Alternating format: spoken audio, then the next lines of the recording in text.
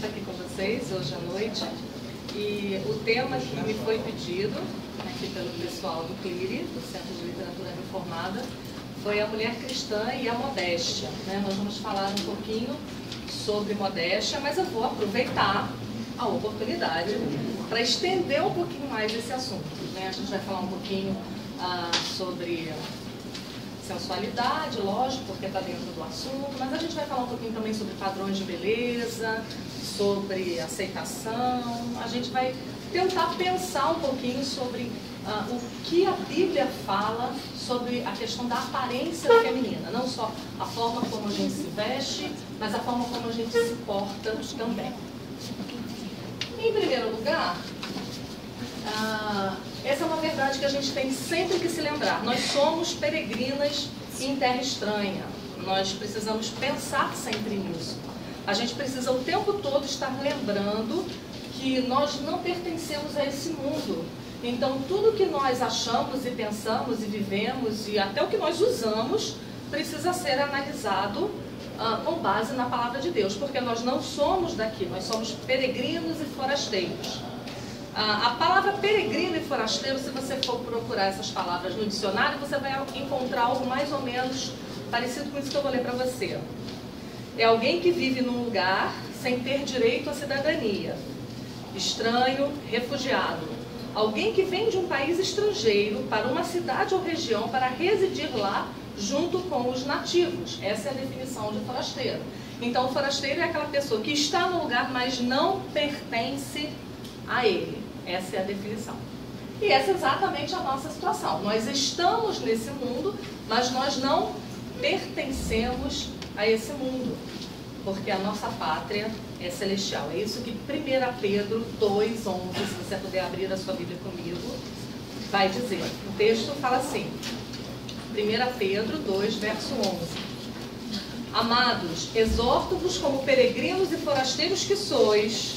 Então ele já está reconhecendo que nós somos, né?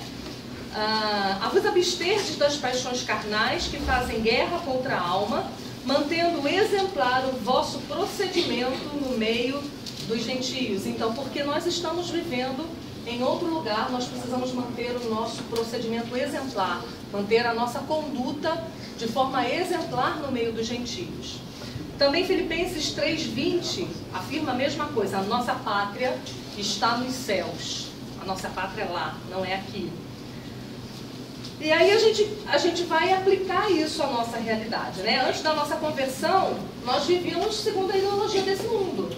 Ou até mesmo quando você nasceu numa família cristã e você foi criada na igreja, mas em algum momento tudo passa a fazer sentido para você. E aí quando tudo passa a fazer sentido para você, quando o evangelho passa a fazer sentido para você, ou quando você de fato se converte, que é a mesma coisa, você começa a olhar tudo de forma diferente. Eu tenho certeza que isso já aconteceu em algum momento com a grande maioria de vocês, né? Então, da roupa que você usa, aos programas que você assiste, aos livros que você lê, a maneira como você pensa sobre moda, namoro, casamento, sexo, filhos, tudo muda, né? A gente passa a ter uma ideologia diferente da ideologia do mundo, né?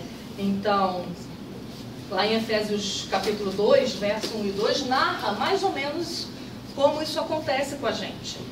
O texto diz assim, ele nos deu vida, estando vós mortos nos vossos delitos e pecados, nos quais andastes outrora segundo o curso deste mundo, segundo o príncipe da potestade do ar, do espírito que agora atua nos filhos da desobediência. Então, todos nós andávamos segundo o curso deste mundo.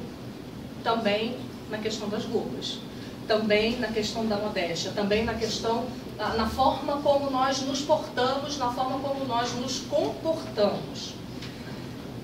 E aí eu pergunto para você, se você realmente tem se sentido assim, se você se sente estrangeira, porque se você não se sente estrangeira, tem alguma coisa errada com você, né? Se está tudo muito igual na escola, na faculdade, né, na sua casa, com a sua família, se você está muito parecida com todo mundo, então provavelmente tem alguma coisa muito errada com você e comigo, né? Nós realmente precisamos nos sentir estranhas, né? Algumas meninas têm conversado comigo que elas dizem, eu me sinto uma ET, parece que eu vim de outro planeta. Eu abro a boca para falar, todo mundo se volta contra mim.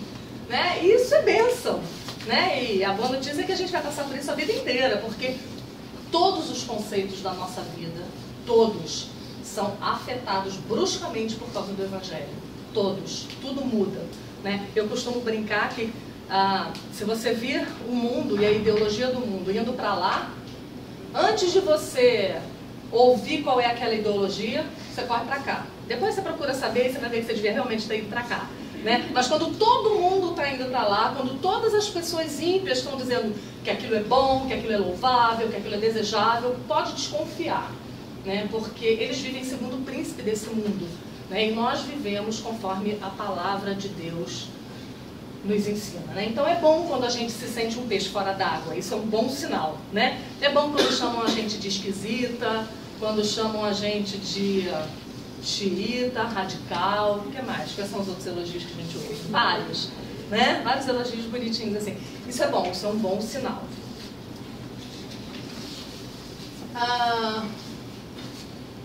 Existe um livro de um puritano chamado Richard Baxter, e ele fala que a questão da modéstia é mais ou menos isso aí, só que está escrito errado. Não é carregando velas em meio à pólvora, é carregando pólvora em meio a velas. Então, ele compara a questão da modéstia com um perigo tão grande como se esse chão tivesse coberto de velas e nós tivéssemos que atravessar esse salão todinho carregando pólvora nas mãos. Vê que comparação interessante, né? E você teria que ir com todo cuidado, porque se qualquer pozinho dessa pólvora caísse nas velas, seria um estrago muito grande. Né? E por que Richard Baxter, o puritano Richard Baxter, dizia isso? Porque ele sabia, ele entendia qual era a condição do homem, que eu estou falando do sexo masculino. E talvez a gente precise falar um pouquinho sobre isso, entender um pouquinho como funciona a cabeça do homem, porque homens e mulheres pensam de forma diferente. Né? Então, muitas vezes a gente não está acostumada a pensar com que olhos os homens olham determinadas situações. Né? E isso é um exercício para nós. Né? Então, os homens eles são estimulados pela visão. Eu não sei se vocês sabem disso. Se não sabem, deveriam saber. A mulher é essencialmente tocada por aquilo que ela ouve, por aquilo que ela sente, o cheiro que ela sente, pelas palavras doces. Mas o homem não. O homem ele é primeiramente estimulado pela visão. E isso é um problema, então, para nós. Né? Se eles sofrem tentação, se essa é a porta de entrada para a tentação, então cabe a nós, diferente do que muita gente diz, porque muita gente diz assim: primeiro, que é bonita para se ver. Segundo, eu mostro mesmo, ele que não olhe se quiser. Terceiro, eu não sou responsável pelo pecado dos outros, o problema é dele, se ele tem a mente suja. A gente vai falar sobre isso no decorrer da palestra. Né? Tem um texto em Provérbios 7, abra comigo, 26, que ele está falando sobre a mulher adúltera. Provérbios 7, 26, e ele diz assim, falando sobre ela: porque a muitos feriu e derribou. Falando que esse tipo de mulher, a muitos feriu e derribou. E um comentarista, falando sobre esse texto, um comentarista bíblico, ele diz o seguinte: pense sobre isso, muitos homens fortes, destruídos por uma mulher que não é moralmente pura.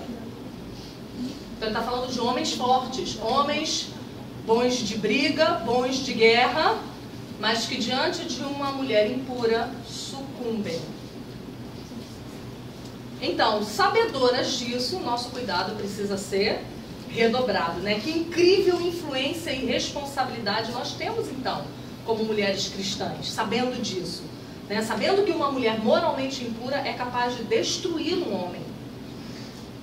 E aí eu vou ler para vocês um trecho que eu não me lembro onde eu li, mas também não vem ao caso, mas foi num desses blogs por aí da vida.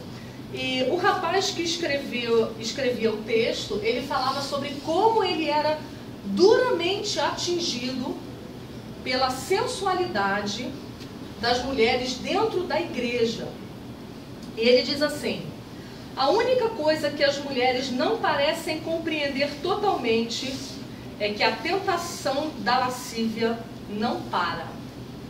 Aí faz parte disso aí, né? Homens são diferentes de mulheres.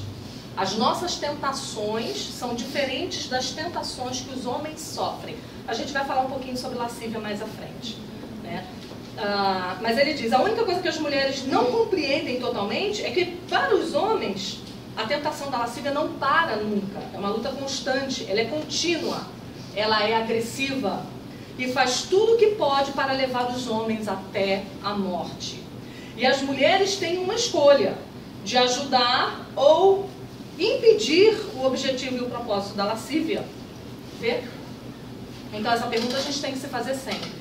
Eu estou ajudando ou eu estou atrapalhando a luta que os meus irmãos travam contra a lascívia? A luta diária.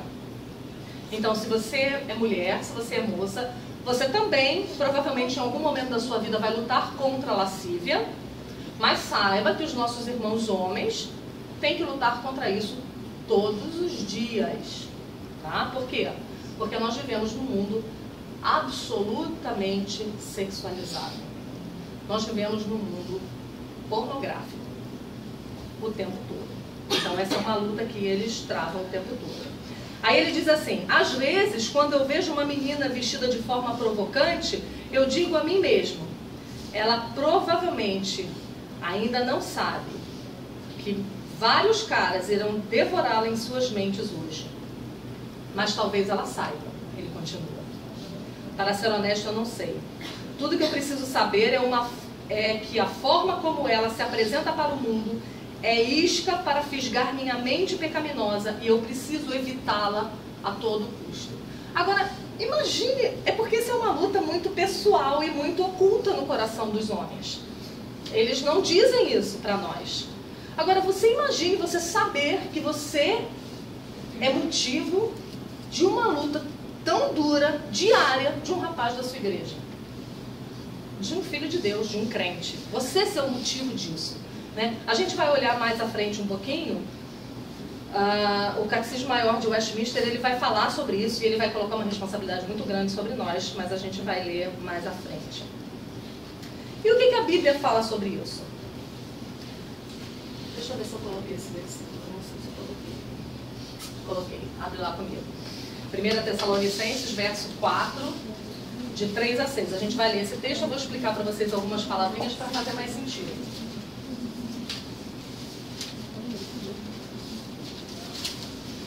Pois esta é a vontade de Deus, a vossa santificação. Que vos abstenhais. O que é se abster? Deixar.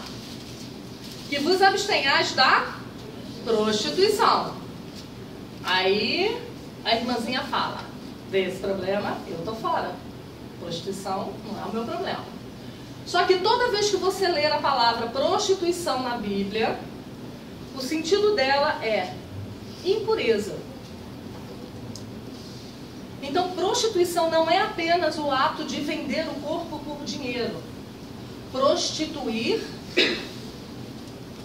é ser impuro. É ser impura. Tá? Então, quando você lê prostituição, prostituição quer dizer vários tipos de pecado. Você está falando de fornicação, que é sexo antes do casamento. Você está falando de adultério, propriamente dito. Você está falando de sensualidade. Você está falando de roupas imodestas. Tudo isso significa prostituição. É impureza.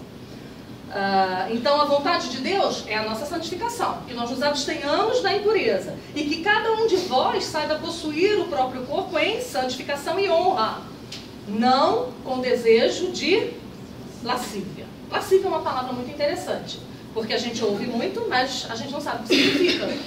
E aí fica muito difícil, porque a gente fala, bom, não pode ter desejo de lascívia, tá, tudo bem, mas como eu posso obedecer se eu não conheço? Gente, tem o hábito de estudar a Bíblia com o dicionário do lado, né? Porque se a gente não conhece o sentido daquela palavra, o versículo morreu ali, né? E lascívia é uma palavra que ela tem um sentido muito profundo. né? As meninas que estavam no estudo sobre namoro já sabem, né? Tiveram a cola antes do dicionário. Lascívia significa desejo, anelo, anseio, desejo pelo que é proibido, desejo por algo que não lhe pertence. Então, quando a Bíblia condena a lascívia, a Bíblia está condenando o fato de uma pessoa ter desejo por outra pessoa que não é o seu cônjuge, o seu marido ou a sua mulher. Porque a lascívia é o desejo por alguém que não lhe pertence. E quem me pertence é o meu marido. Então, e essa distinção nós temos que ter, tá, gente? Toda vez que a gente falar em impureza, toda vez que a gente falar em sensualidade, a gente está falando em coisas fora do casamento. Porque o desejo e a sensualidade têm o seu lugar. E o seu lugar é o casamento. Tá? Então a gente não pode ir para extremos. Né? Tem mulheres que se casam, então depois que se casam, elas resolvem que elas são puras. Né? Então os maridos não têm acesso a elas. Né? Isso é pecado do mesmo jeito. Né? Então, o lugar da sensualidade, o lugar do desejo, é um lugar sagrado que se chama casamento. Mas a lascívia está no contexto de você desejar o corpo de alguém que não lhe pertence. Então, esse texto de Tessalonicenses nos ensina que nós não devemos andar com desejos de lascívia como quem? Como gentios que não conhecem a Deus. Então, os que não conhecem a Deus, eles são governados por esses desejos. Nós não, porque nós nos submetemos ao senhorio de Cristo. E que nesta matéria, ninguém ofenda nem defraude a seu irmão. Defraudar significa desejo de ter mais ou uma porção maior. Dar uma parte e não o todo. Enganar, frustrar, induzir ao erro, causar uma impressão sensorial que não corresponde à realidade. Despertar um desejo que não pode ser suprido. Então, vestir-se com sensualidade é defraudar a seu irmão. Porque você desperta nele um desejo e esse desejo não pode ser suprido. Por quê? Porque você não é a esposa dele. Então, você não pode suprir esse desejo. Isso é pecado. Porque o Senhor, e esse finalzinho é bem forte, contra todas essas coisas citadas aí em cima, prostituição, lascívia e defraudação, como antes avisamos e testificamos claramente, é quem? O vingador. Então, a nossa situação é uma situação complicada, porque nós temos responsabilidade sobre os pecados que nós induzimos nos nossos irmãos, né? Agora, mulheres podem defraudar os homens não apenas com vestes, né? E mais tarde a gente vai dar alguns detalhes, né? Como eu falei segunda-feira lá na primeira igreja, eu não gosto dessas linhas que tem por aí, onde você dá 10 passos para um casamento feliz, 12 passos para se vestir corretamente, 15 passos para não cair na tentação do pecado.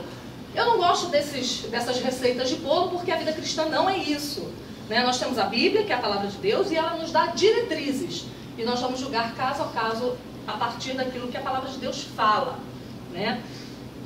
Mas eu quero dar algumas dicas para vocês, como se eu fosse a mãe de vocês, que tem idade para ser até a avó de algumas de vocês aqui, mas tudo bem. E eu queria dar alguns conselhos práticos, né, sobre isso. Mas não só na área da vestimenta, porque quando você fala em defraudar, em despertar alguma coisa, muitas vezes você pode estar bem vestida, mas você pode ser sensual. Você pode gostar de brincar, de seduzir, com olhares, com conversas impróprias. E mulher não precisa de uma aula prática para aprender a fazer isso. Ela precisa de uma aula para não fazer, para aprender a não fazer.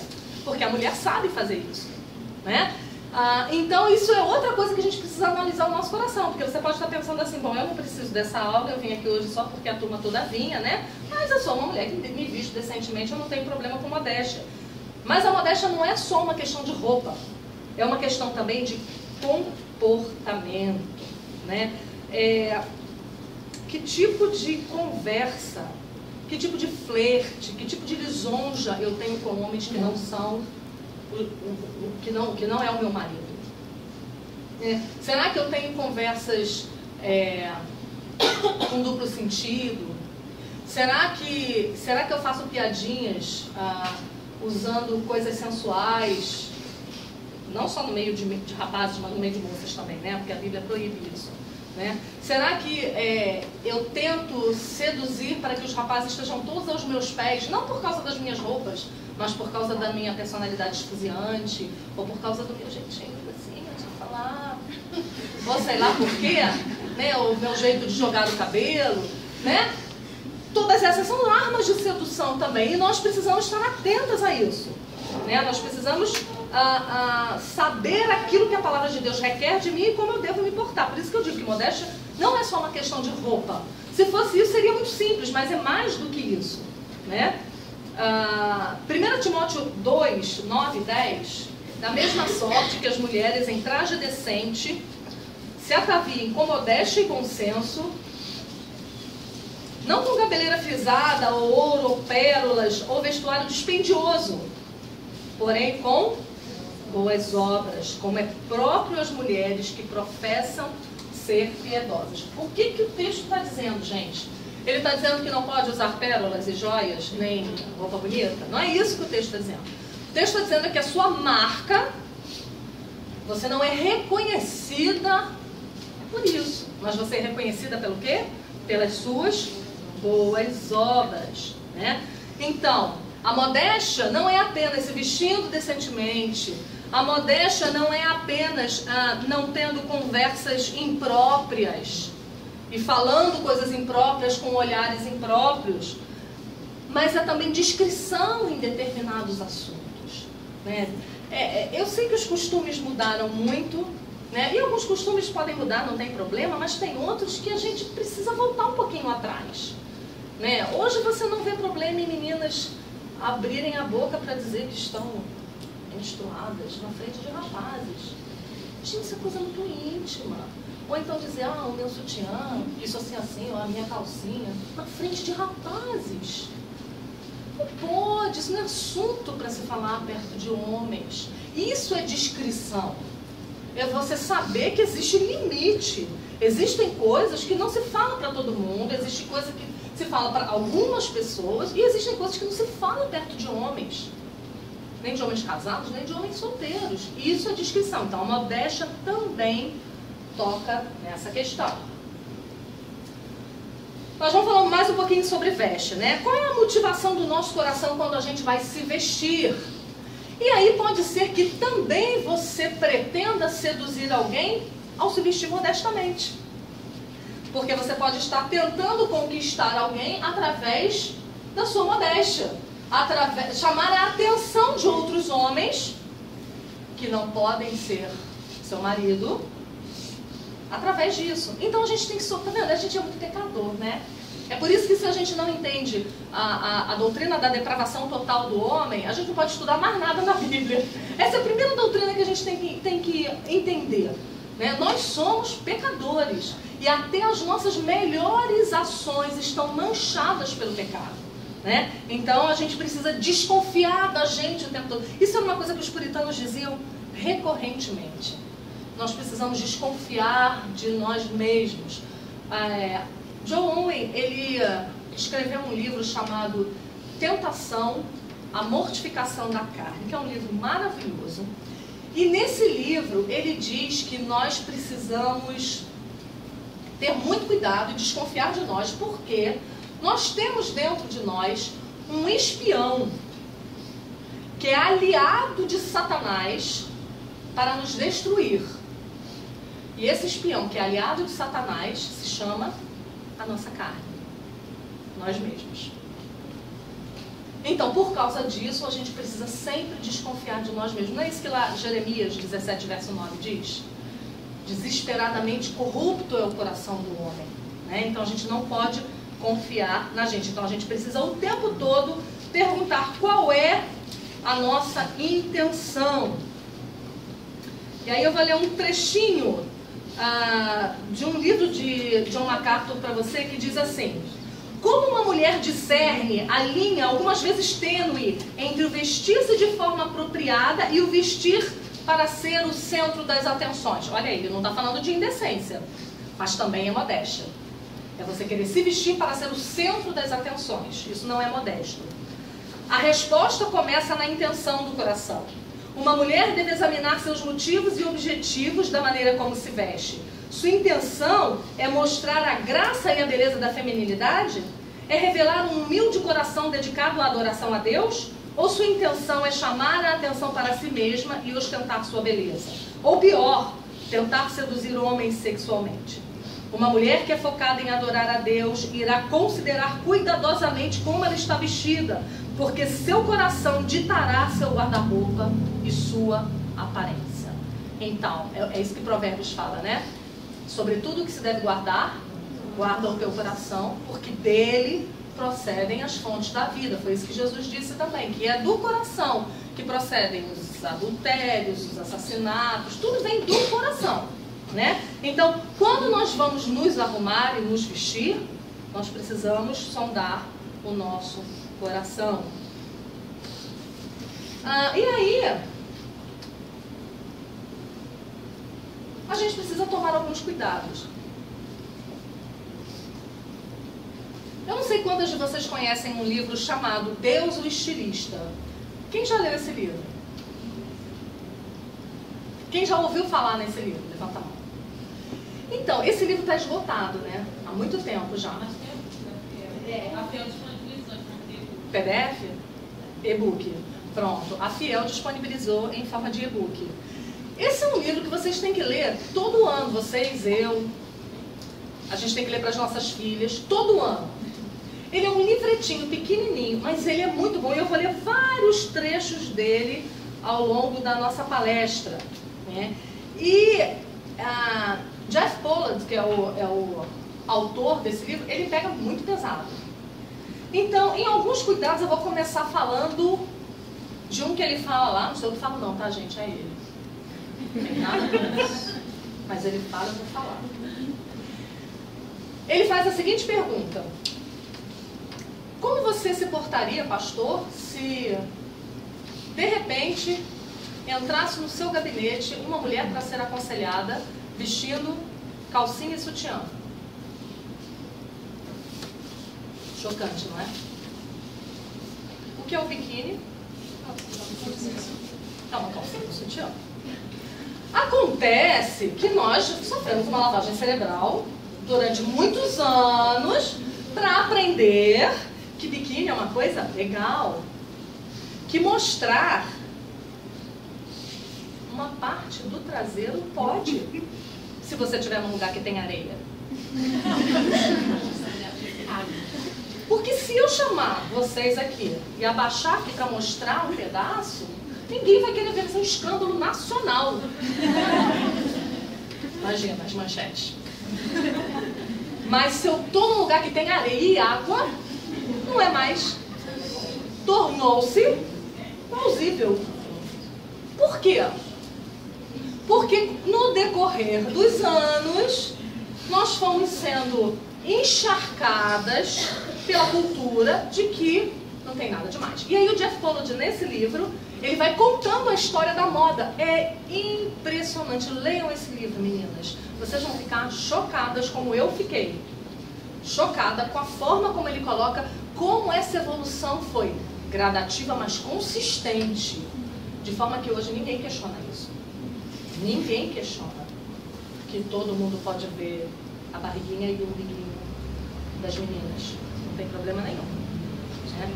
Engraçado que se você pode ir de... Você não pode ir de top para a igreja, né?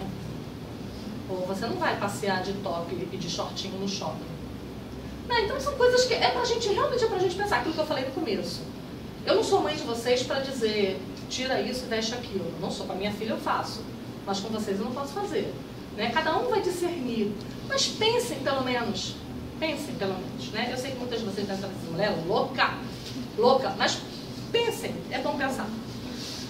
Outro cuidado que a gente pode tomar quando a gente vai se vestir é pedir ajuda. Porque a gente está tão imersa numa cultura imoral que que a cultura que nós vivemos, que algumas coisas a gente não tem mais condição de discernir. A gente não discerne mais. Eu sempre gosto de contar que eu tinha uma amiga de São Paulo que não conhecia o Rio, né? Para quem não sabe, eu moro no Rio, né? Quase não dá para reparar pelo meu sotaque, né? E ela foi me visitar no Rio, pela primeira vez ela estava no Rio, e eu levei Carol para passear pela cidade. Não fomos à praia. E no Rio, se vocês não conhecem o Rio é um lugar realmente muito complicado. Porque, além de ser uma cidade de praia, é uma cidade onde as mulheres são fúteis. Elas vivem para cultivar o corpo. E são bonitas. Porque uma coisa é um fio dental numa mulher igual a eu. Uma coisa é um fio dental numa mulher linda. Né? É diferente. É complicado. E o Rio de Janeiro é essa cidade. Mas eu não levei a Carol na praia. Nós fomos passear em outros lugares. A certa altura do passeio, ela falou pra mim: eu tô impressionada como as mulheres daqui se vestem mal, como elas são sensuais. E eu fiquei apavorada com a minha reação. Eu falei: e é? Não vi nada demais. Por que eu não vi nada demais? Porque eu tô imersa nessa cultura, eu sou fruto dessa era. Ela que veio de outro lugar se espantou. E realmente eu não tinha visto nada. Ó, que horror. Mas é a forma como elas se vestem, a maneira de se portar, né? Então são coisas que a gente às vezes perde. A gente perde essa possibilidade de avaliar.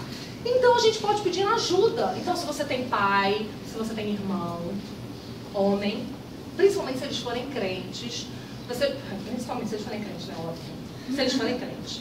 Às vezes eles não são crentes, mas eles têm uma moral elevada, né? Então você pode pedir ajuda. Os homens, eles têm uma ideia melhor daquilo que chama atenção, daquilo que não chama atenção. Eu não sei se vocês leram isso também num blog, um rapaz escrevendo sobre isso, escrevendo sobre quebra do 7º mandamento, e ele disse que uma coisa que sempre foi uma tentação muito grande para ele. Eu nunca pensei nisso, gente. Burra velha, igual eu sou. Nunca pensei nisso. Que uma coisa que era uma fonte de tentação para ele era quando uma mulher pendurava uma bolsa aqui, separando e marcando os seios. Olha que coisa. Aí a gente pensa assim: poxa, é uma coisa que a gente pode fazer sem maldade. Mas vocês não podem esquecer que nós estamos vivendo num mundo onde eles são atacados o tempo todo. Então são cuidados que a gente nem imagina. Alça do sutiã aparecendo. Hoje em dia a gente acha isso bobagem. Pelo contrário, existem alças que são feitas para aparecer. Não é verdade? Com florzinha, com strass, né? Porque é para aparecer. Isso é algo absolutamente sensual para um homem. Então são coisas que pra gente é bobagem, que a gente desaprendeu. Ou quando a gente usa um sutiã que não é forrado.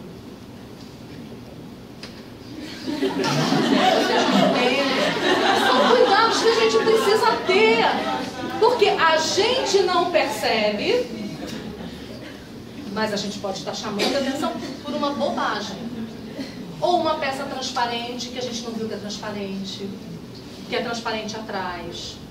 Então a gente tem que ter cuidado. Então ter alguém que ajude a gente, é sempre bom ter uma amiga sincera nesse meio, né? Sempre bom ter uma amiga sincera. Daquelas que você vai perguntar: então, essa roupa tá boa? E ela vai dizer: não.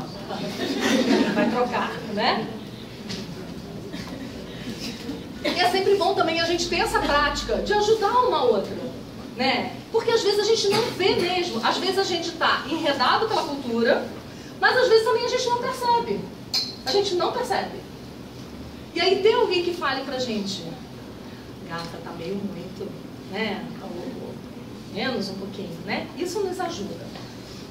Outra coisa que pode nos ajudar: conheça o seu corpo. Os nossos corpos são corpos diferentes. Então uma coisa que fica bem pra mim pode não ficar pra você, né? Umas moças têm mais busto. Então se elas têm mais busto, determinados decotes, que pra mim não faz diferença nenhuma porque eu tenho pouco, não vai fazer diferença pra ela. Mas se eu tenho muito, então eu tenho que tomar cuidado com o decote, né? Você pode usar determinada calça e essa calça não ficar nada demais em você. Mas se você tem uma amiga que ela é mais, digamos, bem dotada, aquela calça já não vai ficar boa nela. Então a gente precisa aprender a conhecer o nosso corpo. Qual é o ponto forte do seu corpo? Esconda-o. Foca nele. Foca nele. Ao contrário do que o mundo diz, né? Então você vai descobrir o que é mais bonito no seu corpo e é isso que você vai mostrar. Com a gente, ao contrário.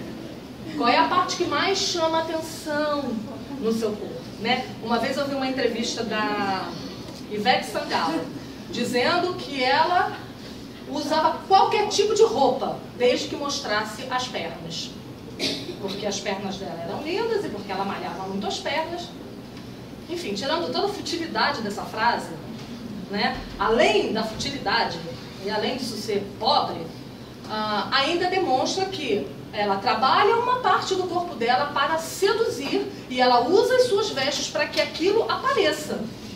No nosso caso, é exatamente o inverso. Então aprenda a disfarçar as partes que são mais bonitas do seu corpo, porque tem alguém no futuro que vai querer desfrutar dela com exclusividade, né? Que é o seu marido. Então essa parte é guardadinha, escondidinha para ele, só para ele, para mais ninguém. Outra dica que eu sempre dou: não ande a vácuo.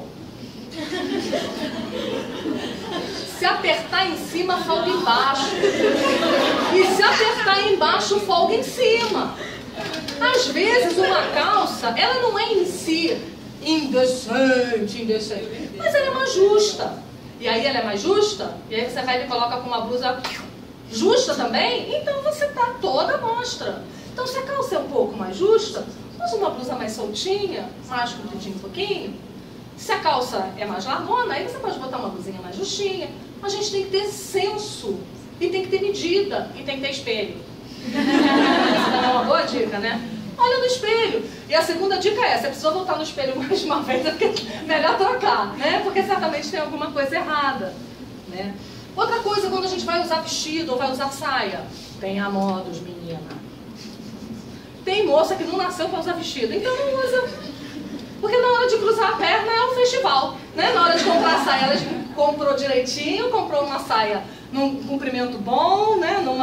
Numa rodadura boa, mas na hora de cruzar as pernas, então toma cuidado, senta antes em casa, vê se a saia sobe muito quando você senta. Quando você vai abaixar, cuidado com o decote, às vezes você tem um decote que ele não é indecente, mas na hora que você se abaixa, né? Então, são detalhes que a gente precisa se preocupar. Não só por amor aos nossos irmãos, mas para guardar o nosso corpo também. Nós somos as mais interessadas nisso. Não, a mais não, né? A mais é Deus, o mais é Deus, depois o nosso pai, que é o guardião da nossa virgindade, do nosso corpo até o casamento. E o seu marido também, né? Vai gostar de saber que você foi uma moça que não saiu se mostrando para todo mundo por aí.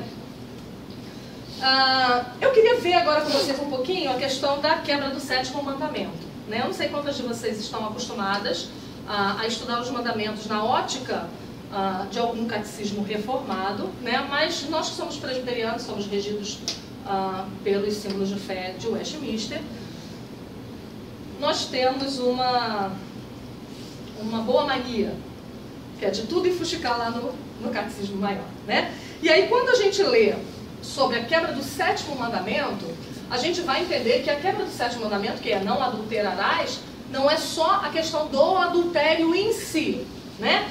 Até porque, quando a gente lê os 10 mandamentos, vamos combinar. Lendo por alto, a gente está livre de todos, quase, né? Porque nunca roubei, nunca matei, né? Nunca adulterei, né? Não sou politeísta. Vou à igreja todo domingo. Assim, basicamente, eu sou salva pelas minhas próprias obras. Até que você dá de cara com o catecismo de Westminster. Aí você começa a estudar cada um dos mandamentos. E aí você fala, tô perdida. Porque ele vai tecendo detalhes do que significa cada um desses mandamentos. E você fala, eu caio em todos. E quer botar mais mandamentos? Eu vou cair nos outros mais também. Não tem problema, vou cair em todos, né? E aí quando você fala do 7º mandamento, a gente se assusta. Então, a pergunta 138 do Catecismo Maior Pergunta quais são os deveres exigidos no 7º mandamento. Os deveres exigidos no 7º mandamento são... Então, se você não cumpre esses deveres, você está quebrando o 7º mandamento, tá? Os deveres exigidos no 7º mandamento são castidade no corpo, mente, afeições, palavras e comportamento. Então, para aí. O que é castidade, gente? Pureza, tá?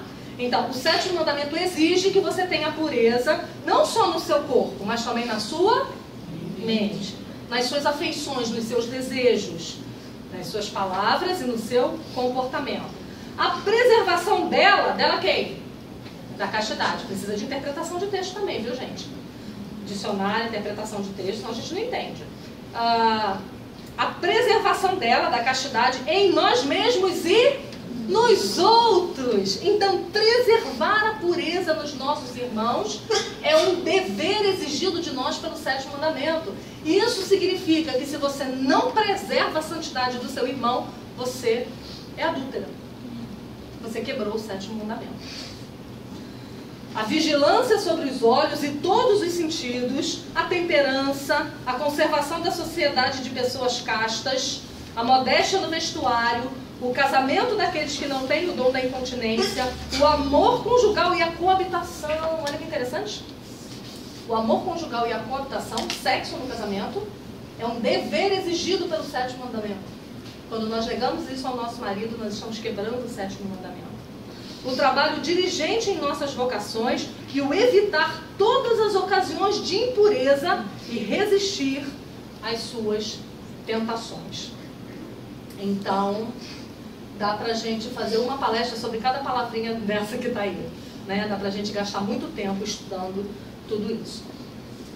E aí a gente vai ampliar mais um pouquinho o nosso debate para a gente pensar sobre como a modéstia ela pode se expressar no meio de uma sociedade tão louca quanto a que a gente está vivendo. Se você foge desse modelo, você não é bonita, ponto final.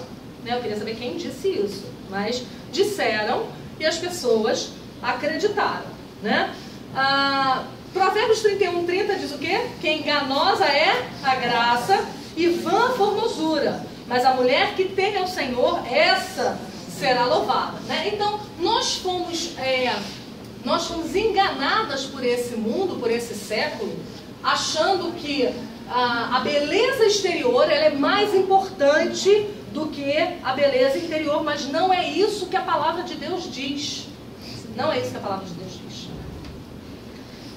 Existe um livro que ele não tem em português, ele chama The Body Project, de Joan Jacobs Bromberg. E esse livro ele vai mostrando a importância da forma diferente em que as meninas olhavam para si mesmas no passado, da forma que as meninas se olham hoje. O que a ditadura da beleza fez com as mulheres, né? E ela compara dois diários. O diário de uma adolescente em 1892 e o diário de uma menina dos anos 90.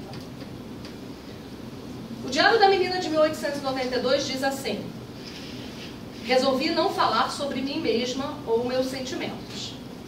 Pensar antes de falar. Trabalhar seriamente. Ser contida em conversação e ações. Não deixar meus pensamentos divagarem. Ser digna e interessar-me mais pelos outros. Isso é uma menina de 1892. E uma adolescente dos anos 90 escreve assim: eu tentarei melhorar a mim mesma de toda forma que eu puder com a ajuda do meu orçamento e dinheiro que ganho como babá. Eu perderei peso, adquirirei lentes novas, já consegui um novo corte de cabelo, uma boa maquiagem, roupas novas e acessórios. A contracapa do livro resume o que era verdade há só um século atrás. Abre aspas. O ideal do dia era a beleza interna. O foco em boas ações e um coração puro. Em contraste, o ambiente para as meninas hoje é um novo mundo de liberdade sexual e consumismo. Um mundo no qual o corpo é o projeto primário delas. Não é isso que a gente vive? É isso que a gente vive. Então, quando você fala em modéstia, você também precisa repensar aquilo que nós consideramos beleza. Porque muitas vezes você se veste modestamente por motivos errados. Você se veste modestamente só porque você se acha feia. E você está deixando de valorizar alguma coisa que você ganhou, que foi a beleza que você tem. Porque cada mulher ela é bonita do seu próprio jeito, né? Quem ditava os padrões de beleza antes da televisão? Quem ditava os padrões de beleza antes da televisão?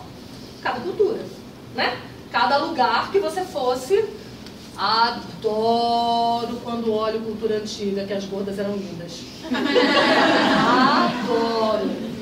Mas hoje gorda não é linda, né? Então, entre os índios, muitas vezes ainda é assim, né? Só que hoje, por causa da globalização, o que aconteceu? Existe um padrão. Não interessa onde você nasceu no mundo. Não interessa quem são seus ancestrais. Você tem que ter aquele padrão. E se você não tem aquele padrão, então não presta. E isso é muito triste, porque isso acaba com a nossa... Eu não gosto dessa palavra, mas eu vou usar. Autoestima. Eu não gosto dessa palavra, né? Mas isso faz com que a gente não reconheça aquilo que Deus nos deu. E isso pode afetar seriamente o nosso casamento. Por isso é importante a autoimagem. Por isso é importante aquilo que nós pensamos de nós mesmas. Como nós nos aceitamos e como nós pensamos a respeito do nosso corpo, do nosso cabelo, do nosso olho, do nosso peso, da nossa cor. Porque isso interfere no nosso casamento. Deborah Evans escreveu um livro chamado... Ajuda aí, Paulinha.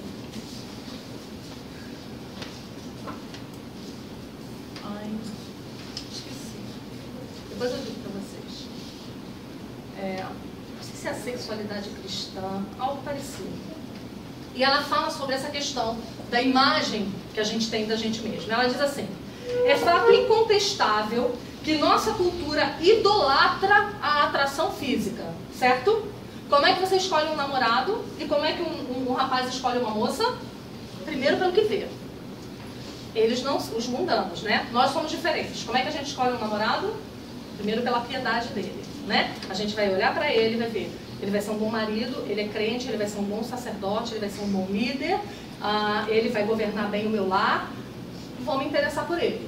E aí você decide que você vai gostar dele, e aí você gosta dele, né? Diferente do mundo.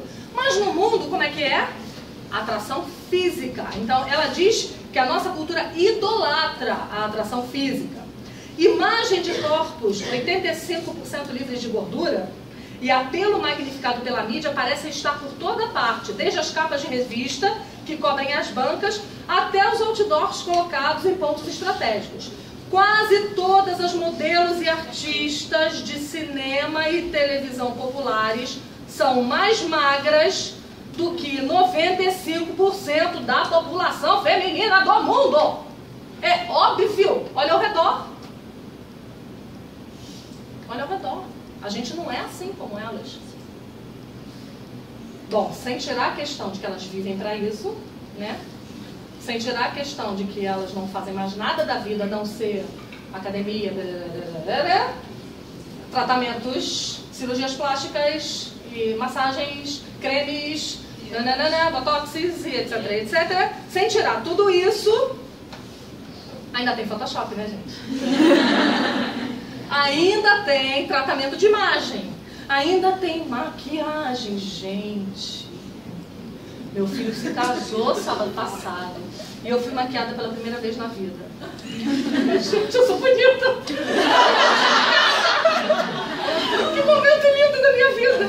Gente, o que é uma maquiagem? O cabelo não fazem. Não tem mulher feia. Só tem mulher que não tem R$200 para dar uma maquiagem no cabelo. Descobri a pólvora. Não é assim? É assim. Então, gente, mentirinha. Tá? Eu que moro no Rio de Janeiro, dou de cara com artista sempre. Né, Bela? Bela sabe. Bela trabalhou muito tempo no Jardim Botânico do Rio de Janeiro e deu de cara com muita gente feia, né? Mas quando você olha aquela pessoa na televisão, um dia eu encontrei... Será que eu posso falar o nome dela? Será que eu vou ser processada? Um dia encontrei a Letícia Spiller. Sabe quem é a Letícia Spiller? Linda, maravilhosa, poderosa. Desse tamanho. Magrinha, mas não tem um corpão. Porque parece que ela tem um corpão. Não tem. Branca igual a vela. A mesma cor do lado é a cor do cabelo, que é a cor do olho. Ela é normal. Ela é uma menina normal. Eu falei, gente, ela é normal. Algumas são feias. Feias e se tornam lindas. E a gente tem problema de autoimagem por causa dessa mentira. Né? Então a gente precisa aprender a se descontaminar dessas mentiras. Aí Debra Evans continua a falar. É de se surpreender que a maioria de nós hoje, cristãs e não cristãs, experimentem uma constante insatisfação com a nossa aparência física. É de se admirar? Não é de se admirar. Vou perguntar para vocês. É isso, Guia da Sexualidade da Mulher Cristã. Guia da Sexualidade da Mulher Cristã. Eu sabia que tinha que ser só sexualidade no meio. De Debra Evans. Obrigada. Se eu perguntar para vocês aqui, vocês não estão sendo filmadas, só eu. Levanta o dedo de verdade. Quem de vocês aqui está 100% satisfeita com o que é e com o que tem? Levanta a mão. Pouquíssimas. Deixa de ser curiosa, vai levantar as mãos. Pouquíssimas de nós. A gente não está satisfeita. Mas por que a gente não está satisfeita? Porque para nós foi colocado um padrão que não é real. Que não é real. Aí ela continua, Debra Evans continua dizendo, o resultado é que as mulheres pagam milhões de dólares para remover as rugas, levantar o rosto, podar o nariz, erguer os quadris, sugar as coxas, aumentar os seios e diminuir a barriga. Esses dias perguntaram se eu estava grávida. Ai, quase morri. Temos experiência de primeira mão com regimes crônicos, ingestão compulsiva de alimento, bulimia, vício em exercícios físicos e anorexia. Sabemos que a nossa aparência influencia de modo significativo com quem nos casamos. Porque se a gente é muito ligada em aparência, passou por nós um rapaz extremamente piedoso, mas feio de doer. E aí a gente deixou passar. Porque a gente é tão ligado em aparência pra gente, que a gente é ligado em aparência pra eles também. Sabemos que a nossa aparência influencia de modo significativo com quem nos casamos, quanto dinheiro ganhamos e se as pessoas prestarão, pelo menos de início, atenção em nós e nos respeitarão. Não é isso? A gente não espera respeito quando a gente está bem arrumada. Você já tentou ir em um lugar chique, vestida com a roupa que você vai no mercadinho da esquina? Ninguém nem olha pra você. Agora, se você se arruma, faz uma escova, se maqueia, as pessoas olham pra você. Então a gente vive nesse meio, a gente vive nesse mundo. Mas o que realmente importa é o que nós vemos quando olhamos no espelho. Nossas atitudes em relação à aparência física têm impacto poderoso sobre o modo como pensamos e sentimos o nosso próprio valor e a nossa sexualidade. E a gente vai falar um pouquinho sobre isso, porque vamos nos casar e algumas de nós já somos casadas, e se não temos uma boa ideia a respeito de nós mesmos, podemos ter problema com isso também. Mas antes eu queria fazer com vocês um exercíciozinho para vocês se sentirem bonitas. Eu mesma me senti linda depois que eu vi isso. E outra coisa, essa aqui que vocês estão vendo não é essa aqui. Essa aqui tem 1 quilo de maquiagem e escova. Experimenta me ver de manhã. Verdade ou mentira? Verdade. Repara.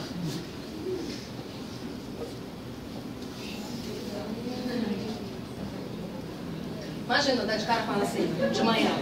Um susto.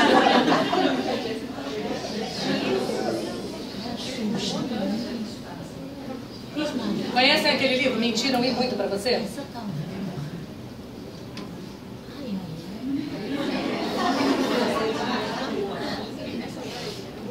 Uma menina normal, não é? Como qualquer um aqui. Uma menina normal. Mas fica deusa. Com a maquiagem certa e o cabelo certo.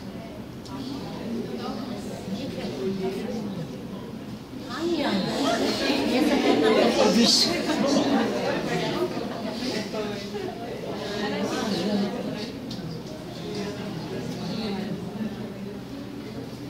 É chocante, né? Mas vocês entendem como essa indústria é mentirosa? Como ela é má? Como é uma indústria má? Porque faz com que a gente o tempo todo não só esteja insatisfeita com a gente, seja injusta com o nosso Criador, mas também que a gente gaste tempo e dinheiro para tentar se parecer com aquilo ali. Né? Então nós podemos nos perguntar a nós mesmas se a gente tem esse tipo de problema. Com quem eu desejo me parecer? Quem é o meu padrão? Existe padrão? Aí é engraçado, né? Que a gente vem de um país de índios, negros e portugueses e a gente quer se parecer com os europeus. Como que a gente pode fazer isso? Não tem como. O nosso padrão é diferente, o nosso corpo é diferente. Por mais que umas sejam mais morenas, outras sejam mais claras, algumas pintem cabelo, né? Isso aqui é mentira, gente, é mentira. É tinta, né? Por mais que a gente faça isso, o que a gente tem que estar fazendo... eu quero que vocês me entendam, eu não quero que vocês saiam daqui tudo brucutu agora. Né? Ninguém mais faz escova, ninguém mais faz sobrancelha, ninguém agora só veste de sacão. Não é isso que eu estou dizendo. Eu não estou dizendo que vocês não tenham que se cuidar, não há pecado nenhum em fazer uma progressiva, não há pecado nenhum em deixar o seu cabelo do jeito que ele é, black, enrolado, né, Bela? Linda! A questão é, a quem eu quero agradar e se eu vivo para isso. Então, se o seu marido ama o seu cabelo Joãozinho, corta Joãozinho. Se ele ama o seu cabelo de escova, faz escova. Se ele ama o seu cabelo enroladinho, deixa enroladinho. A gente vive para agradar uma pessoa na nossa vida. É claro, há negociações aí, né, gente? Lógico, entendam. O foco é quem eu quero agradar.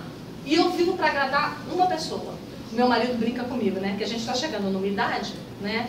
Já de ter netos e tudo. E nós nos casamos muito jovens, né? E todo jovem é lindo, né? Vocês meninas novas que têm complexo, boba que vocês são. Porque toda menina nova é bonita, né? E aí quando vai ficando velha, a coisa vai ficando sinistra. Né? Porque tudo cresce e cai. Se é que vocês me entendem? Né? As coisas vão ficando complicadas. E é legal quando você está envelhecendo ao lado da mesma pessoa.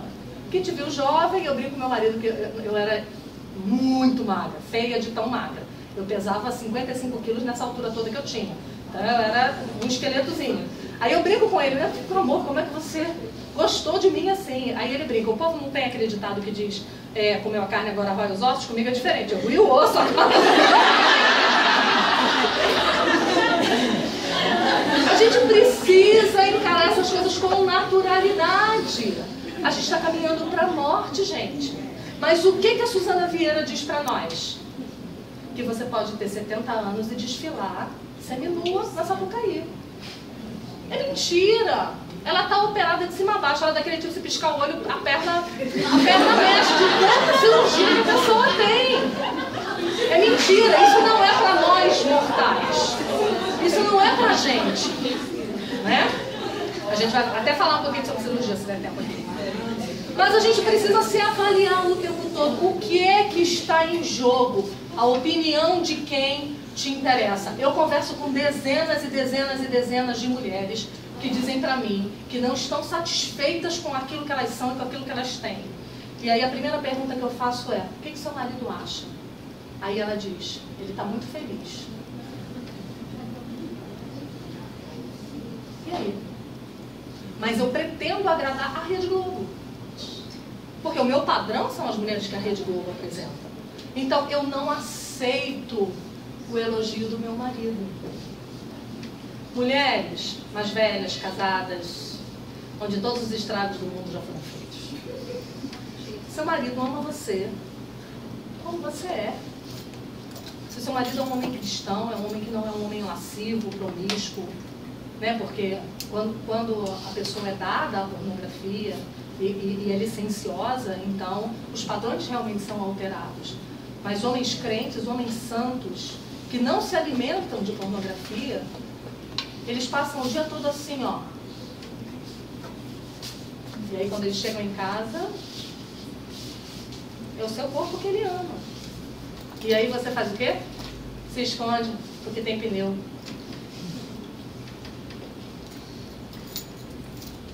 Será que a gente tem gasto tempo demais e dinheiro demais pensando nessas coisas? Será que nós não temos sido modestas no quanto nós consumimos para estar belas?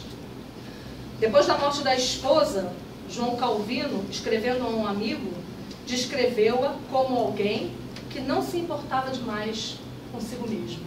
Sabe por quê? Porque ela não tinha tempo. Porque o tempo dela era dedicado a servir, ajudar e a socorrer os crentes daquela época.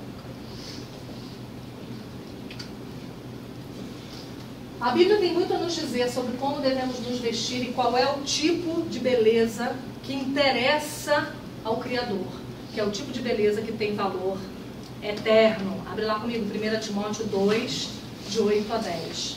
Quero, portanto, que os varões orem em todo lugar, levantando mãos santas, sem ira nem animosidade. Da mesma sorte as mulheres, em traje decente, se ataviem com modéstia e bom senso, não com cabeleira frisada, com ouro ou pérola de vestuários dispendiosos, mas com boas obras, como é próprio às mulheres que professam ser piedosas.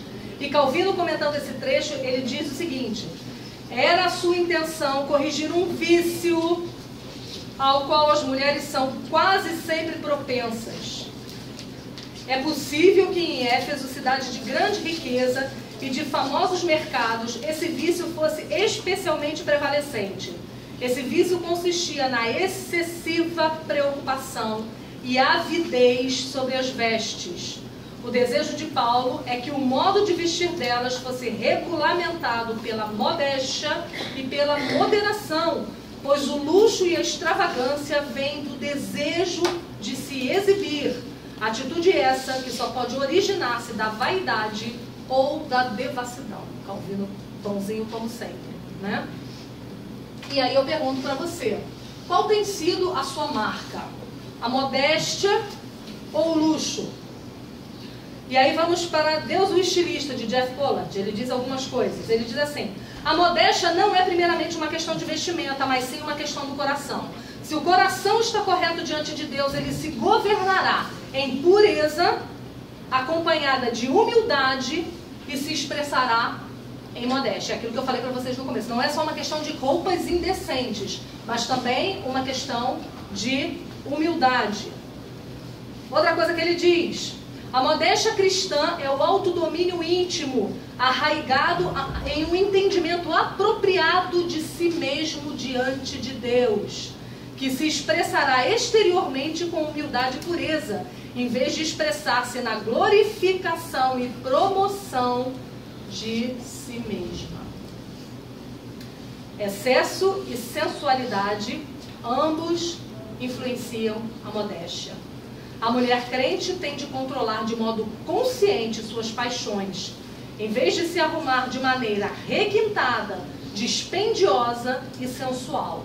Se forem modestas, não chamarão a atenção para si mesmas de maneira errada. As vestes da mulher verdadeiramente não dirão sexo, orgulho e dinheiro, mas pureza, humildade e moderação. Isso diz Jeff Pollard. Então, o que temos diante de nós aí? O padrão do mundo versus o padrão bíblico. A beleza exterior versus a beleza interior. O que é temporal e o que é eterno. Agradar a homens ou agradar a Deus. E aí eu pergunto a vocês, até que ponto nós podemos ir sem pecar? Qual é a linha que separa o cuidado que nós devemos ter com a gente mesma, né? O ser caprichosa, o andar bonita, andar elegante?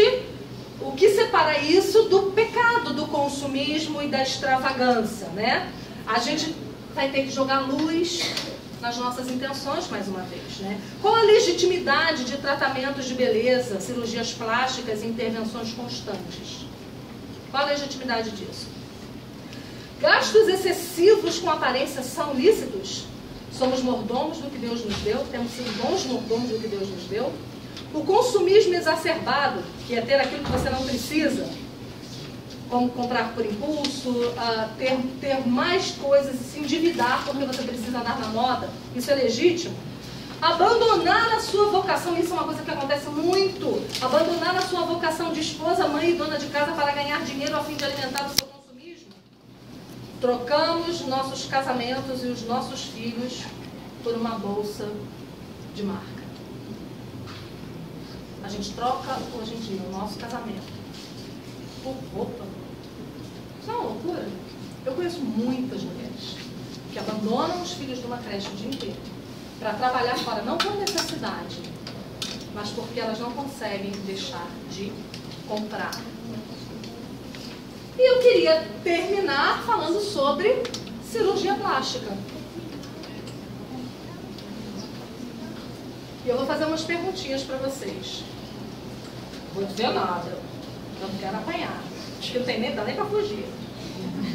Mas eu vou fazer perguntas para vocês.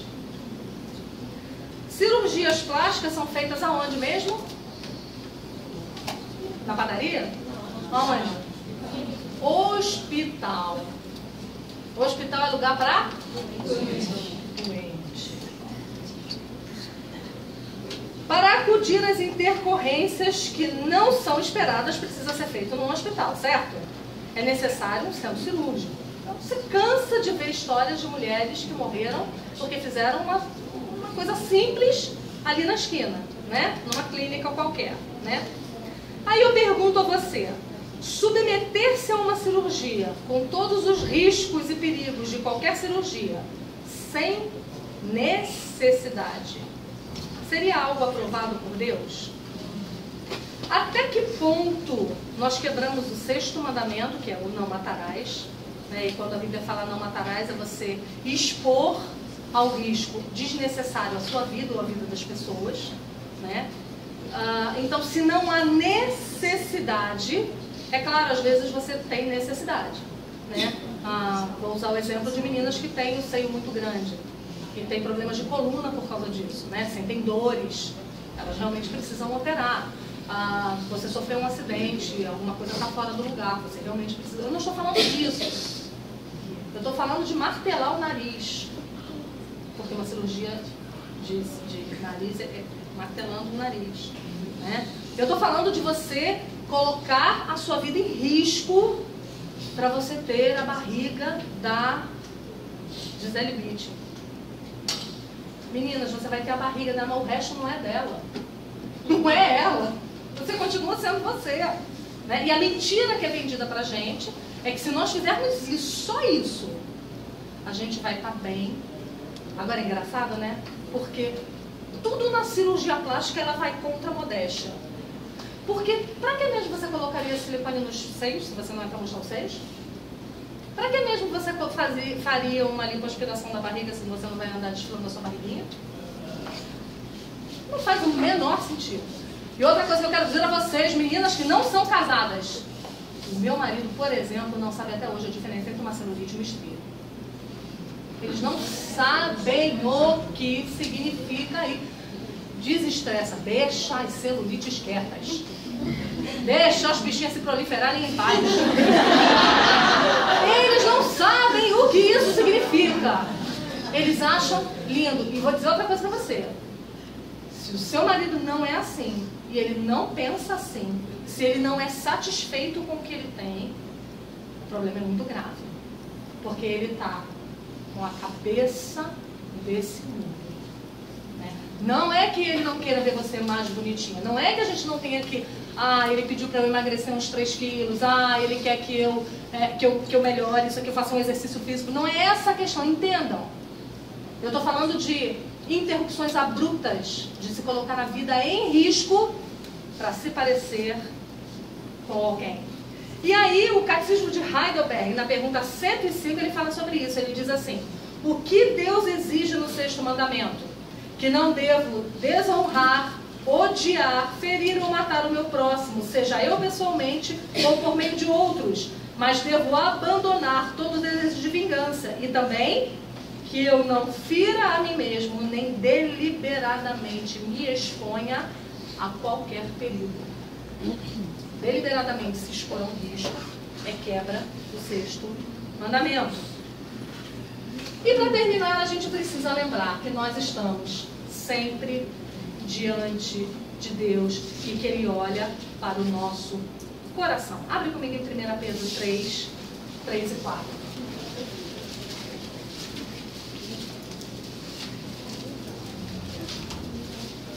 O texto diz assim: não seja o adorno da esposa aquilo que é exterior, como frisado de cabelo, adereço de ouro, aparato de vestuário. O adorno da esposa, ou seja, o que é lindo na esposa, entenda, ele não está condenando essas coisas, tá? Mas o que deve chamar mais atenção para a esposa, seja, porém, o homem interior do coração, unido a quê? Ao incorruptível trajo de um espírito manso e tranquilo, que é de grande valor diante de Deus. Olha que jogo de palavras lindo que é feito aqui. O homem interior unido ao incorruptível trajo. O que é trajo? Veste, roupa.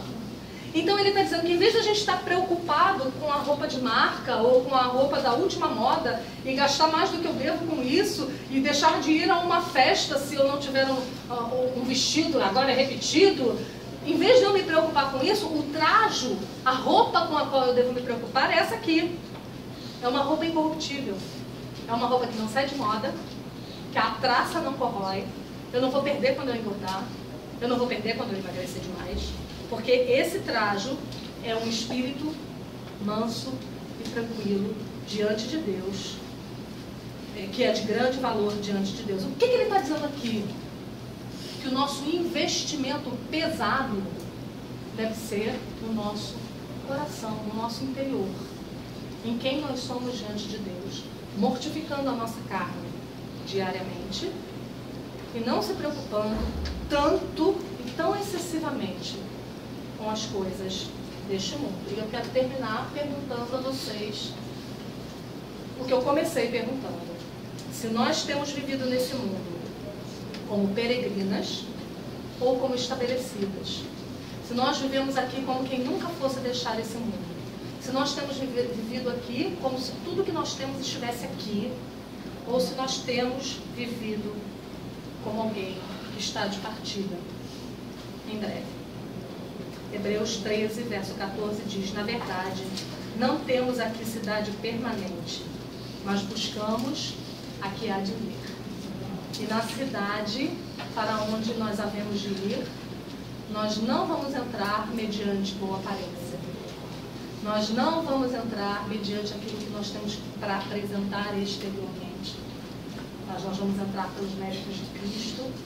E nós vamos entrar porque nós estamos batalhando, lutando pela fé aqui, lutando pela nossa santificação, pela nossa santidade. Então a minha oração é para que a gente entenda isso e para que a gente busque no nosso dia a dia não só a decência, não só o fugir da lascívia e da sensualidade, mas também fugir dos excessos, fugir do luxo, fugir da insatisfação conosco mesmos. Possamos jogar luz em outras coisas.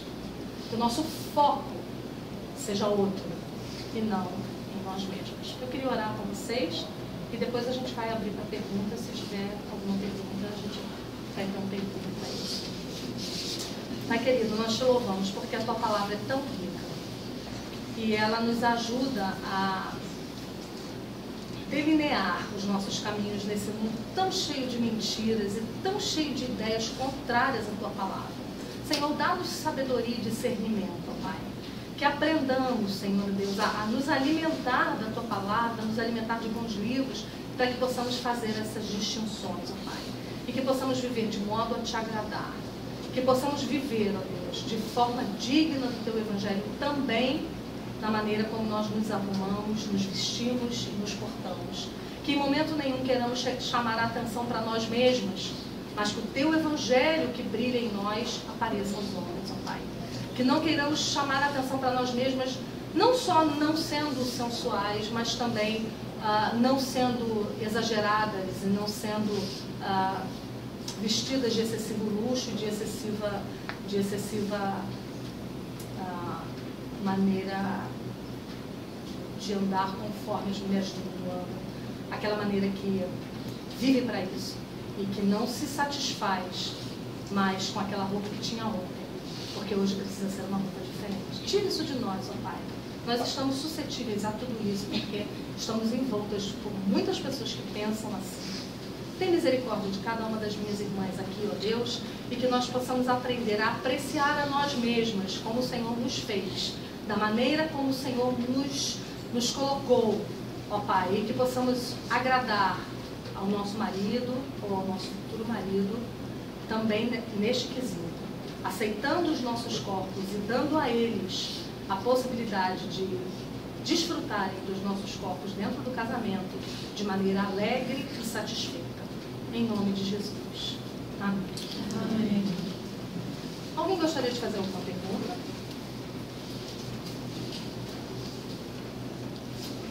Existe alguma legitimidade em fazer uma cirurgia plástica para agradar o esposo? A pergunta dela é se existe alguma legitimidade em fazer cirurgia plástica para agradar ao esposo. É complicado. Por quê? Qual é a motivação do marido? Por que um marido diria para você a sua barriga não está boa? Porque ele tem visto outras? Porque em princípio ele não até conhece a barriga de ninguém, só a sua. Então a sua tem que estar muito boa, é a única que ele conhece. Não é verdade? Outra coisa, eu já falei isso anteriormente. Toda cirurgia plástica, principalmente no corpo, não tanto no rosto, mas no corpo, exalta a sensualidade. Né? Então, se o seu marido lhe pedir para fazer uma cirurgia plástica, eu aconselho você a pedir um gabinete pastoral com ele. Porque provavelmente ele está desejando um corpo que não é o que ele tem. Isso é sério. Talvez ele nem saiba disso. Talvez não seja uma coisa, ele está em adultério. Não, não é isso que eu estou dizendo. Mas ele foi acostumado, ele está com a mente tão cheia de um tipo de imagem e ele quer reproduzir esse tipo de imagem na mulher que ele tem. Né? E isso é uma coisa muito perigosa. Muito perigosa. Mais alguém? Eu estava pensando essa semana sobre se escolher o marido não pela paixão que ele se sente, mas por uma decisão consciente. Aí eu queria que você falasse um pouquinho mais sobre isso. Ela está perguntando sobre escolher um marido não por uma paixão pré-existente, mas uma decisão consciente. Né? A paixão ela é excessivamente enganosa, porque ela parte do coração, e o coração do homem é enganoso. Então, uma mulher piedosa e um homem piedoso, jovens piedosos, procuram cônjuges piedosos. Então, muito cuidado, porque quando você se apaixona, você se torna automaticamente burro e cego. Incapaz de avaliar questões. Então, um ponto de partida não pode ser a paixão. Eu não estou dizendo que ela não pode existir, tá? Eu sempre falo isso para os jovens. Porque tem uma linha, hoje em dia, que diz assim, nós precisamos escolher um cônjuge piedoso. Então, muito prazer, meu nome é Carlos, e você fala, muito prazer, meu nome é Meire. Meire, uma chata de galocha, que eu não gosto de ficar perto dela, mas ela é uma crente piedosa, vamos nos casar. Não é assim. Tem que rolar um olho no olho, né, gata? Tem que rolar uma vontade de estar junto, tem que rolar uma afinidade. Mas esse não pode ser o foco, e a paixão nunca pode ser o foco. Porque a paixão, ela engana a gente. Por que você acha que tem dezenas e dezenas e dezenas de milhares de moças nas suas igrejas que se casam em julgo desigual, quando a Bíblia diz que julgo desigual é pecado? Por que elas fazem isso? Porque elas estão apaixonadas. E quando elas estão apaixonadas, nada mais importa. Quando você está apaixonada, você vê ele fazendo determinada coisa e você diz, ele vai mudar por amor a mim. Né? Quando você perde a capacidade de julgar. Então, a paixão, ela não é o melhor ingrediente, tá? O melhor ingrediente é procurar por um homem piedoso, com o auxílio, eu sei que eu vou falar isso, vou parecer uma louca, com o auxílio dos seus pais, do seu pastor. Porque pessoas mais velhas que você vão poder ajudar você a reconhecer naquela pessoa possíveis problemas que impedirão que seu casamento seja um bom casamento. Coisa que você não tem maturidade nem idade para ver. Então, convidem os seus pais a estarem nesse processo com você, de escolha de um marido. Se os seus pais não são crentes, eles também têm que aprovar, porque a gente só se casa com a aprovação dos nossos pais, né? Mas se eles não são crentes, algumas coisas eles não vão poder te ajudar. Peça ajuda do seu pastor ou de um casal mais velho da sua igreja. E pais que estão aqui, não abram mão deste dever que Deus deu a nós, pais. O dever que Deus deu a nós, pais, é de conduzir os nossos filhos ao casamento. Essa ideia de amor romântico é recente. 1900? Por aí. Ideia de amor romântico é algo muito recente, é algo de Hollywood. Não era assim todos esses anos para trás. Por que tem que ser assim agora? Por isso você vê tanto divórcio, né? Porque a base é o que eu sinto. Então, se eu não sinto mais, tchau e benção, vou me embora procurar outro. Né? A base do casamento é a aliança, é pacto.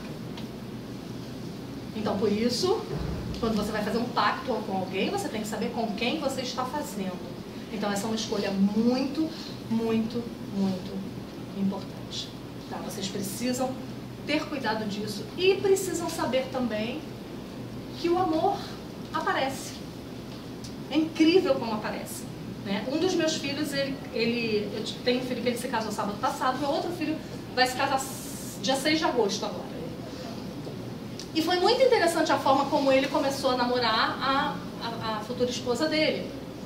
Eu conheci essa menina pela internet, tinha referências dela, ela era sobrinha de um pastor que muitos amigos meus conheciam, uma moça reformada, uma moça piedosa, uma moça bonita, muitas qualidades, e eu falei, Israel, presta atenção na Larissa. E ele falou pra mim, mãe, ela mora em Porto Velho, Rondônia, eu moro no Rio de Janeiro. Eu falei, sim, mas seja amigo, conversa, começa assim. E eles assim começaram, conversando, falando de teologia. Gente, teologia é um ótimo caminho. Até porque você vai sabendo o que ele crê. Se você quer um líder para a sua vida, esse líder não pode ser de uma linha que não é a sua, ser de linha nenhuma, né? Ele tem que ter firmeza. Então você começa por aí. Se você não ganhar um esposo, você ganha um amigo, né? E assim a amizade vai se desenvolvendo e o relacionamento vai aparecendo. Então, para o namoro cristão, o que pula os olhos primeiro não é a beleza, não é a atração física, mas é a piedade. A partir daí, sim, tem que rolar um algo mais. Você tem que gostar de estar com a pessoa, você tem que gostar de estar junto, né? Tá. É uma coisa comum, e às vezes não tem nada a ver com sensualidade. Vamos supor, uma cirurgia baixa no rosto. Uma mulher que eu conheço uma pessoa na igreja, um homem que fez cirurgia baixa nas orelhas. É uma dor da pessoa, uma dor assim, que ela se incomoda, e não tem nada a ver com se mostrar, é algo que você não tem que esconder. O que você acha sobre isso? Eu acho menos grave, mas eu tomaria cuidado também. Vocês ouviram? Todas vocês ouviram? Ela está falando do caso de um rapaz, por exemplo, que tem a orelha diabando e queira fazer uma cirurgia para diminuir as orelhas. Eu não sei, eu teria menos problema em entender, né? Porque não está visando a sensualidade e tal, mas é uma coisa que tem que se ter cuidado sim. A gente tem que sempre se lembrar disso. Toda cirurgia traz riscos. Qual é a intenção do seu coração? Por que fazer essa cirurgia? São perguntas que a gente tem que responder o tempo todo, tá? Então são coisas que a gente realmente tem que avaliar. Não dá para ir fazendo só porque a Angelina Jolie fez 25. Então eu vou fazer também, né? 25 eu tô brincando, gente. Não sei quantas ela fez, mas não dá pra você fazer só porque tá todo mundo fazendo, tá? Sobre existir o marido, você tanto pede a Deus. A gente olha no mundo de hoje, tão pelo avesso que a gente desacredita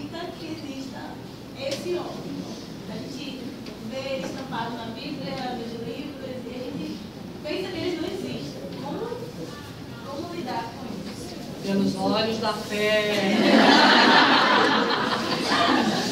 Ela falou como é que a gente se comporta mediante as exigências de um homem que seja padrão bíblico para o casamento e a escassez deles nas nossas igrejas, né? Uma coisa que a gente tem que entender é que a nossa geração está vivendo o fruto do pecado dos nossos pais. Que pecado é esse? Ter pouco filho, porque quer sair para o mercado de trabalho. Criar filho de qualquer maneira, então a gente não tem homens firmes e crentes na igreja. Criar filhos sem ser no temor do Senhor, então um monte de jovem que era para ser crente e firme na igreja está no mundo. Então, sim, os casais da nossa igreja que tinham que ter tido 3, 4, 5 filhos, tiveram um e olha lá, porque filho atrapalha. Então, sim, nós estamos colhendo fruto do nosso pecado e distanciamento das escrituras nas nossas igrejas hoje. Mas, por outro lado, nada disso foge do governo e da soberania de Deus. Então, meninas, a gente vai falar um pouquinho sobre isso amanhã. Vocês que são solteiras, como é que vocês sabem se vocês são celibatárias ou não? Se vocês são chamadas para o celibato ou não? É muito fácil. Uma moça que é vocacionada para o celibato, ela não tem vontade de casar nem de ter filhos. Ela tem vontade de se dedicar exclusivamente à obra do Senhor. Ponto. Então você tem muito desejo de se casar e de ter filhos, então você não é celibatária. Descansa. E não baixa o padrão. Mantenha o padrão alto e espera no Senhor. E vai passear por conferências reformadas pelo Brasil afora.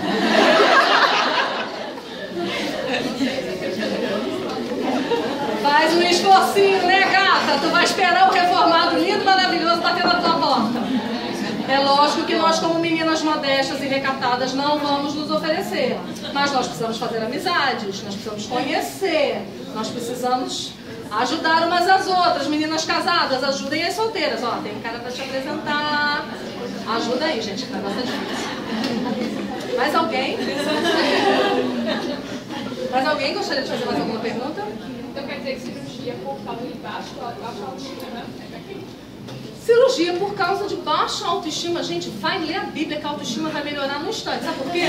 Porque você vai descobrir que a sua baixa autoestima está alta. Precisa baixar mais, porque tu é miserável. Miserável, pecadora.